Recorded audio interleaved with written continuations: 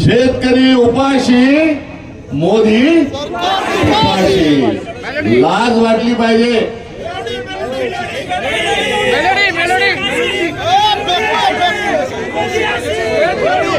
शेतकरी उपाशी, फडणवीस मोदी उपाशी। आजपर्यंत हमने सुना था नमक हराम, मगर मोदी जो है वो कांदा हराम निकल गया। काय म्हणाला की मी कांदा खाल्लाय, मी तुमचा कांदा खाल्लाय, मी तुमच्याशी बेईमानी करणार नाही। बेईमानी म्हणजे इमानदारी का बेईमानी? पाक किती बेईमानी केली मोदी। जेव्हा पंतप्रधान झाला, मनमोहन सिंग साहेब केले, तेव्हा कांद्याचा भाव काय होता? 3000, 2014। आज काय? हरामखोर म्हणायचं, कांदाखोर म्हणायचं, बेईमान म्हणायचं, नालायक म्हणायचं, का त्याला बोटर खेटर घेऊन दाखवायचं? हा एक अत्यंत संतापजनक प्रश्न आपल्या सगळ्यांच्या समोर आहे आणि तोच उद्रेक या निमित्तानं आहे। 3000 भाव असा कसा देत नाही, ही भूमिका घेऊन आपल्याला जायचं आहे। आणि भूमिका घेऊन जात असताना त्यावर सगळं बोलले। आणि जो घेतला जाणार आहे कांदा, हाही व्यापाराचा घेतला जाणार आहे। चीप भी मेरी, पट भी मेरी, आंटी मेरे बाप की, असा हे नालायक जे सरकार आहे, ते फडणवीस जे आहेत, तेही काय म्हणाले 2400 रुपये देऊ।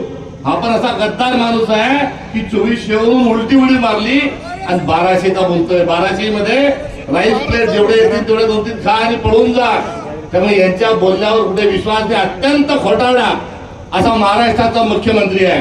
काय म्हणाला पहिले, जोपर्यंत वेगळा विदर्भ होणार नाही तोपर्यंत मी लग्न करणार नाही। लग्न झाला का नाही झालं या बाबाचा? अरे जो विदर्भाच्या मतदारसंघातल्या त्याच्यावर निवडून येतो त्या लोकांशी खोटं बोलतो, तो या महाराष्ट्राशी आणि भारताशी जगाशी खोटं बोलल्याशिवाय राहणार नाही, एवढंच सांगतो। मात्र हा जो भाव पडलेला आहे, या पडलेल्या भावाला मोदी आणि फडणवीस जबाबदार आहे। मात्र यावर आपल्याला ही लढाई थांबवून चालणार नाही, कारण आंतरराष्ट्रीय स्तरावर कांद्याचा भाव ठरत असतो। बांगलादेशाने कांदा बांगलादेश द्या म्हणत होता, मोदीने एकदम खटक्यात पाडला आणि खटका पाडला। बटन जसं बंद करतो, स्विच जसा बंद करतो तसा बंद केला। ती शेख हसीना पाहिजे होती पंतप्रधान, ती खुशामता करायला लागली, गयावया करायला लागली, मात्र या बाबांना ऐकलं नाही। बांगलादेशाला काय केलं?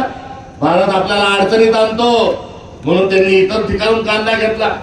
श्रीलंकेने तेच केलं, इराणने तेच केलं। हा भांडकुदळ मोदी जो आहे, हा सर्व आपल्या शेजाऱ्या पाजाऱ्याशी आणि जगातल्या सर्व लोकांची यानं खाजून घेतलेलं आहे, भांडणं घेतलेलं आहे।